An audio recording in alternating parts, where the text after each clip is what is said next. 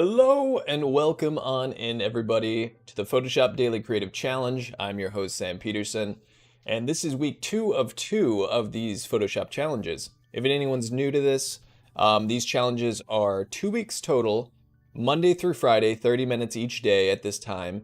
And then the following 2 weeks are actually going to be replays of these, and it basically gives you a month overall to work on these. So if you're watching these streams and it says Creative Encore down at the bottom, that means this is a replay. The chat will still be live. But that essentially gives you, 4 weeks to work on these challenges. And during those 4 weeks, feel free to post them in the Discord at any time for the current challenges. But let's jump into the landing page. So if you're new to these challenges, I can show you how to join. Also good to see everyone in the chat. Another fun week ahead of us. I'm excited for today's challenge. I'm hoping this may be something new for a lot of you. Bruce, Annika, Carol, Valder. I saw Wade Cuff in the chat. Steve, Sean, Chris, Monica, Frank. Everyone's in the chat. RB, good to see you as well. So let me show you how to join these challenges if you have not seen them yet. This is the landing page over at behance.net/challenge/Photoshop.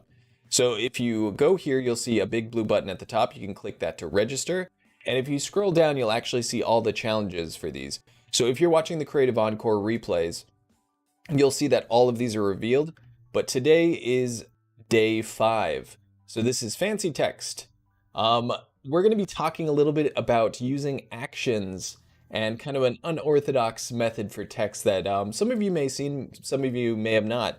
But I don't know if anyone in the chat actually uses actions or has used actions in the past, but I'm hoping this can kind of be a very simple way to introduce you to the concept and kind of show you how it works in a pretty straightforward, simple way. It's not as complex as it might sound. Hey, Betty, welcome on in. Good to see you. So this is the landing page. Check out the Discord if you'd like to post your designs. We have Mercurial's designs right here. I just saw this.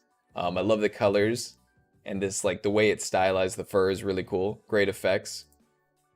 And then we have the perspective challenge we did. I really like this. I like what you did with the texture. So if you want to check them out, you can see all the designs that people are posting for these challenges. There's also the Ask a Question section and the Design Other if you want to post your own stuff that isn't related to these challenges. There's a Past Challenges section if you want to post anything from previous DCCs. So definitely check it out if you haven't been to the community Discord yet. Lots of awesome designs. I've really been excited to see everything everyone's creating. Valder is our mentor. Ted is a mentor, doing feedback, giving feedback. So this is a great place to get feedback and give it to others if you have anything you want to share, compliments or constructive feedback or anything like that. So definitely check it out. And today we're going to be jumping into Photoshop like we always do. And we're going to be creating this kind of effect. So this is what we're going for here. This kind of 3D looking effect. You can see there's some lighting information to really sell that 3D effect. And we're actually going to be doing that using actions. So that should be pretty fun. Like I said, if you're not familiar with actions, hopefully this will serve as a simple little introduction. So first off, we need to create text. I'll delete my text layer, but if you want to create some text, you can press T for the text tool over here. And then, like you saw, I'm just doing art. You can use whatever word you want, but I thought this would be a good little demonstration. Simple word here. So I think what I want to do is just create a gradient background or a different color background. I'm kind of going for bright colors here. You can use the fill bucket. You can use the gradient tool. If you're not familiar with the gradient tool, you can click the gradient up at the top left, and you can scroll through a lot of the default ones here. Pick something like that, or you can create your own. So I don't actually think I've named this one. I kind of like it. I'll put blue. Blue, and then you can create new, and it'll save that for you. So if you ever want to save your gradients, very easy. Just type a name, click new. You can create more colors by clicking down here. You can change the existing colors by clicking the boxes and then the color and changing that. And it'll change that part of the gradient. I'm just going to do cancel. And then I'm going to use this one. So with the gradient tool selected, just select the background. You can click and drag. You can hold on shift to kind of keep it straight up and down. Just give us a nice little gradient. You can actually kind of adjust it too by where you drag, where you stop and where you start. So something like that's kind of nice. Oh yeah, and this font, I don't know if anyone's asking. This font that I'm using is Cooper Standard. So I thought this was kind of a nice rounded edge one. You can experiment with different font types, but I think something with some nice curves looks pretty nice with this effect. So that's what I was going for. So what I want to do is kind of mock up what this effect will be ahead of time, because once you jump into doing this effect with actions, it's kind of hard to like tweak things finally and make changes without a bit more effort. So what I'm going to do is I'm going to duplicate this 3 times so that we have 4. Oh, I did the thing I thought I was going to remember. Let's move my body over here.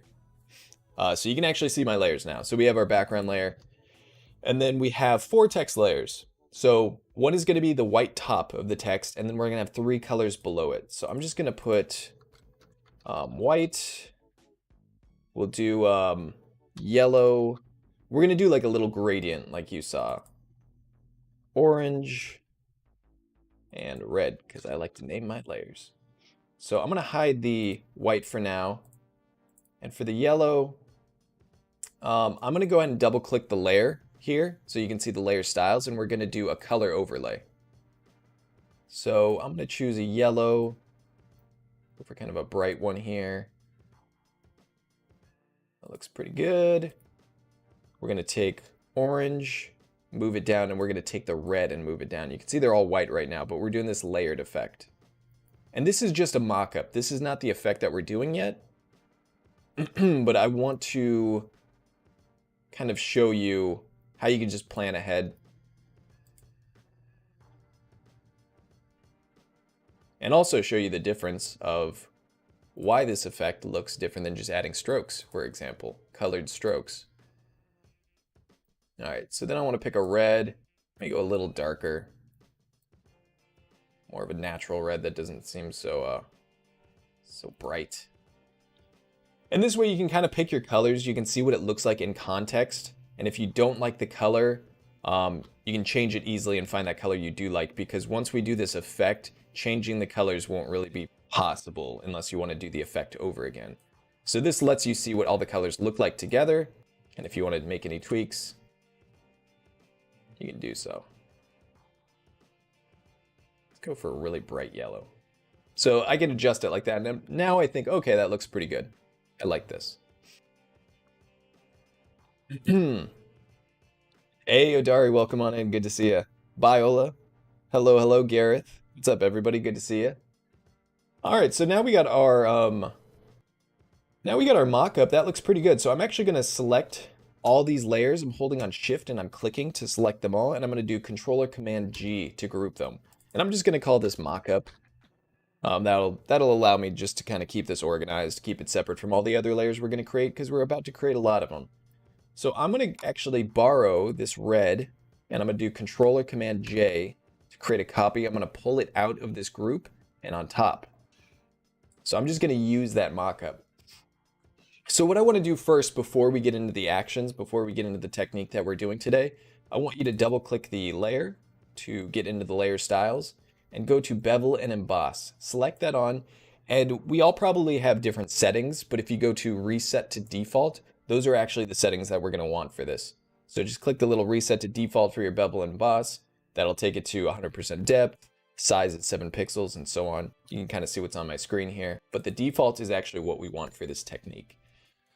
So now we're going to get into the actions. Let me show you how that works. Go to Window, and if you don't have them up, you can actually bring up any of the panels that you need. So actions is what we want. So we're going to create a new set of actions here. There's a folder icon down at the bottom to create a new set. I'm going to click that. I'm going to do repeat text. We're just naming it here. And I'm going to click OK. And then what I want to do is create a new action here with this little plus icon. But before we do, let's go into the windows and bring up properties so we can kind of see the transformation of the text we're going to be doing in space. So if you check this out, what we're going to be doing is duplicating this layer to the top left. And if you want to know what that looks like, you can just use your arrow keys or move it. But there's the X and Y axis here on the right hand side. So I'm not really sure, is moving it up and to the left, is that increasing the size, increasing the number, or is it decreasing the number? Well, I can just check, go up, make sure the move tool is selected. And when I move it up, it gets smaller. The number gets less. So now I know, okay, we need to lessen it 1 pixel. And then if we move it to the left, it also gets less. So I'm just checking that ahead of time so I know before we set this action what we want. So the key here is to move it up and to the left, and that's the direction I'm choosing, 1 pixel. And if you use the arrow keys, at least for me, it goes 2 pixels, which won't have the same effect. We want a smooth gradient, but you need it to be 1 pixel. So let's do that. With the actions in the properties window open here, I have my red text selected with the emboss, and I created the new set, and now I'm gonna create the plus icon for the new action. And I'm just gonna call this repeat up and left. So that's the 3 actions we're gonna be recording right now. So I'm gonna do record, and now I have my layer selected. I'm gonna do Control or Command J. You can see it just made a note for what we did. And I'm gonna make the, in the X and Y box here, I'm gonna make it 1 pixel less. So this would be 222, and this would be 316 instead of 17, which is it. And then hit enter. And now I wanna stop my recording. So now we're done. We got that repeat up and over thing going on. So let's see if it worked. If I hit play, it'll repeat that action as much as we need. So I can keep clicking it, and you can see it's loading this kind of extended effect. You just keep going. I'm clicking a little bit at a time. This can get kind of system resource intensive, demanding on your computer, just because we just created like 30 layers. So you can kind of like judge what thickness you want. I think maybe around 20 looked pretty good. So I'm actually just going to shift select some of those last layers and delete them until I get like a thickness that I like, or you can just stop clicking that play button at any point. But let's try like,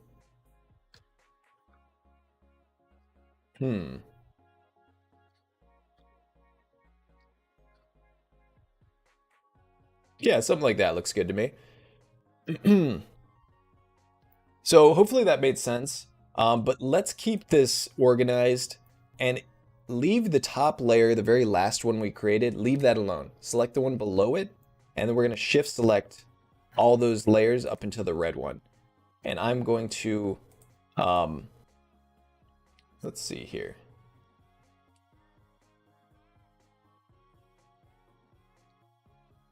Let me move this one out of the way.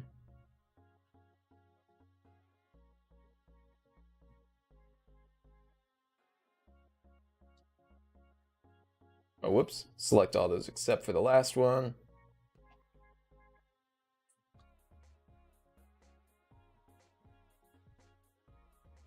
And then, all right. So I thought I missed one step there, but what you want to do from here is go ahead and you can rasterize the type. So click all those except for the top one. We want to keep that. Rasterize the type by right-clicking on it and do rasterize type. And then from here, we can merge them. So that's what I wanted to do. That's the key right there. So we have the one layer on top, but we want to rasterize all the ones that we want to merge and then go ahead and merge them. So now we have all our red. I can just name this red.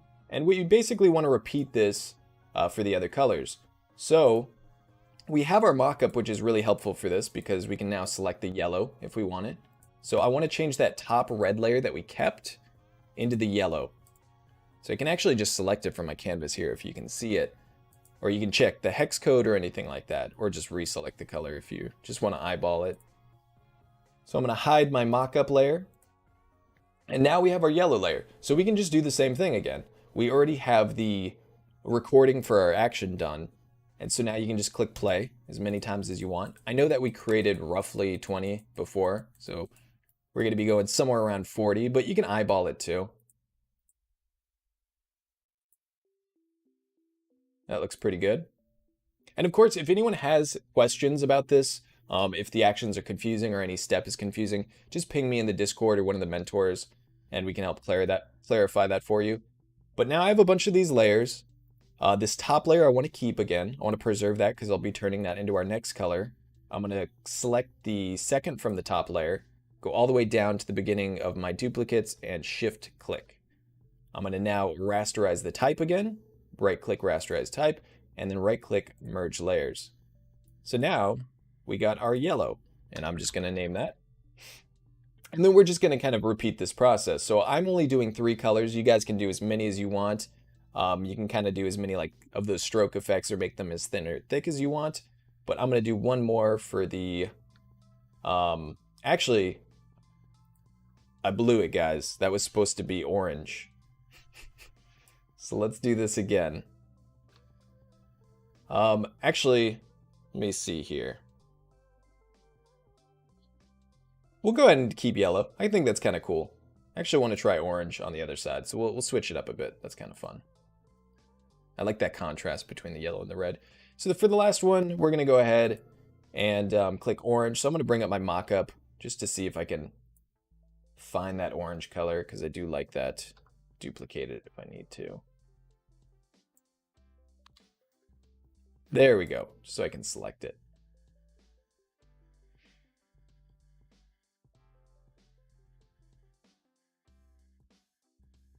And we'll go ahead and do a little color picking there. Click OK. And I can always delete this little backup I made just to color pick from. All right, so same thing. Select this layer. Just name it orange ahead of time. And click play on that record or that action that we recorded. Again, I was doing around 20 for this. Yeah, that looks pretty good. I'm going to keep one on top. I'm going to preserve that last one, even though we probably don't need it, just in case I want to create any more. So I'm selecting all those orange layers I just did, right-clicking rasterize type once again, and right-clicking and doing merge layers. So now I can just name that orange, hide the one that we had, and from here we have a pretty cool little gradient effect. I think we're done with our actions for this design. You can see we have some nice dimension because of the bevel and emboss. And a pretty convincing 3D effect, even though this is really just layers being, moved 1 pixel up and 1 pixel over. So from here, I think I want to put my white text on top.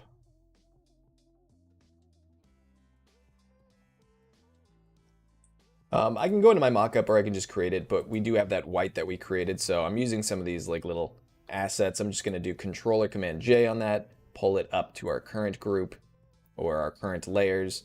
And from here, I can use the move tool, hotkey V, just to move it around. I want to hide that mockup folder so that's not in the way. And you can just kind of position it on top. I think that looks pretty cool. Let's see, is that the effect that we want?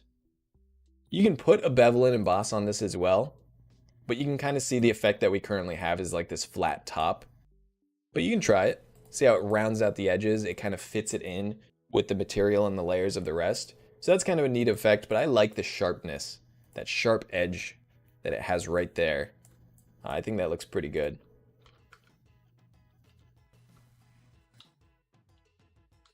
All right, so that is our effect. From here, you can really adjust it any way you want. Feel free to kind of play with these, do different stylized effects, but I think the key really here is to mock it up ahead of time, because you saw once we position things, it's hard to make changes. If you want to change colors, you have to redo the actions. If you want to change positioning, you kind of have to start it from the beginning because the first layer will be the one on the very back. So planning ahead of time, I think, is wise with any designing, but especially with this, just because there's a little bit of a commitment. Granted, once you have the action recorded, you can use it anytime you want. It's saved to Photoshop, so you can, shut this down, come back another time and use that same technique. So if you ever have any repeated task that you're applying to every image, that's usually where actions come in handy. It really depends on what you're doing specifically that you would need to use that. I haven't had to use actions much really at all. But for techniques like this or anything where you need to apply the same treatment to multiple photos, it can be a really handy tool. So I'm going to go ahead and group this because I like to keep these. Final text. And like you saw, this is the difference between the mockup and the final piece. We have all that dimension from the bevel and emboss, that shading, but it allows you, actually I did the colors in a different order, but it allows you to plan this out ahead of time. You know, like these aren't connected in that 3D way, but it gives you the basic look of it. Like, okay, I like those colors, they work well together. I may want to go darker or lighter. And keep in mind when you're doing this, the final text is going to have a bit more shadow to it, a bit more darkness. So this one is a bit brighter, but because it's applying that shading effect, the final result will be a bit darker. So that's why I went kind of on the bright side here. You can see these are all really like intense and it's kind of almost a little bit much, but when you see the effect on it, it works pretty well. And from here, you can kind of do what we always do at the end of these challenges.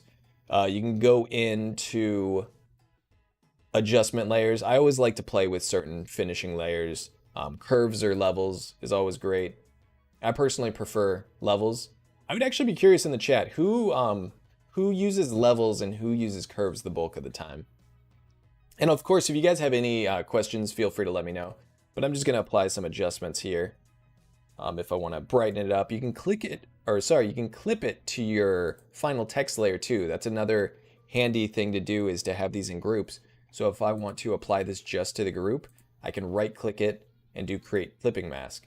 So that keeps my background, but boosts this up. And I actually kind of like this. I can kind of increase the contrast by boosting these darks up here. So we have the two sliders. I usually like to brighten things because I tend to make things a little bit darker than I want. But this right slider here will boost the brights, and the slider on the left will boost the darks, just to give it a bit more contrast. And we can toggle that on and off, see how it looks. And it's small, but I think that looks good. I like how it brings the brightness up a bit. General Kenobi, good to see you. You say both. Marcia says curves. We got levels from Clarissa. Almost always curves. Curves. Okay, a lot of curves then. Both depends on what I'm doing. Yeah, I use curves from time to time if I need it specifically, but I don't know if I just got used to levels early on. Levels is a bit more simplified than curves, but I always seem to be able to dial it in to do exactly what I want. Levels if it's during the process, curves when I'm finishing an image. Interesting. I can do anything with this effect.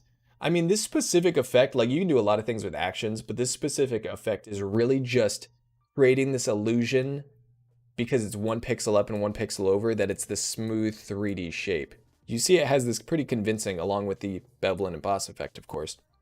It has this convincing sort of dimensionality to it, even though there's no 3D being used. I mean, it's not even like a faux 3D effect within Photoshop. It's just kind of this fun little trick that you can do and get some really nice dimension and some really cool text, I think. So from here, I like the levels. That looks good. I mean, this is pretty much done as is, so I think we can just call it. But I just want to encourage you all, if you like your design, if you want to share it, if you want feedback, if you want to put it out there to the community, just join the Discord here, because we got some really awesome work being put down. So you can upload here, like I said, the challenge section. I just wanted to highlight some of these designs right now. Design Parker, this is great. I love this. Glowing effect in Photoshop. Yeah, it's really nice contrast. We got some of the cartoonify effect here with the simplified values. It works well. It's interesting to see this effect in grayscale too. The little pops of color with this sort of neon glow. That's really cool. Perspective match, nice. Yeah, I've been enjoying seeing what everyone's been putting on their box here. We got the robots. Got some playing with fire on a figure. That's really cool. By Umer, and then Stony was with that one. Janet with the flame effect here. I like it. I like that kind of like green effect you got too. Got some coming off his shoulder as well. And we got a lot of these pattern ones too. I've been enjoying seeing these. Joanna Dejenk, if that's how you say that. Really cool effect here. The flame effect around the skin almost looks like tattoos or something like that, which is kind of neat. So yeah, excellent job, everyone. Again, if you want to post here, We have mentors to give feedback, so feel free to ask for feedback if that's what you're looking for. I encourage you to give feedback to other people. It's always nice to see the community helping each other out, giving feedback and critique. And there's the ask a question section too. A lot of people helping each other out there, which is great. I love this. I love this sort of like poster design mock-up with this one. Really great pattern on the shirt. I like how you separated out the sleeves and then this part of the shirt. The colors are great. Really nice. Great masking with the sort of like demon skin effect too, to sesh happen. So yeah, great job everyone. I've really been liking these or enjoying watching you guys post all your designs, and I'll be in the Discord, so feel free to post, and I can check it out, and I'll see you guys tomorrow for another Photoshop Daily Creative Challenge. So we got 1 week, just a reminder, we got this last week, and then it's going to be 2 weeks of encore replays. So if you want to, take a little extra time to work on these, you'll have it. So thanks so much, everyone. I am out of time. I got to head out. I will see you tomorrow, and thanks for stopping by. See you, everybody.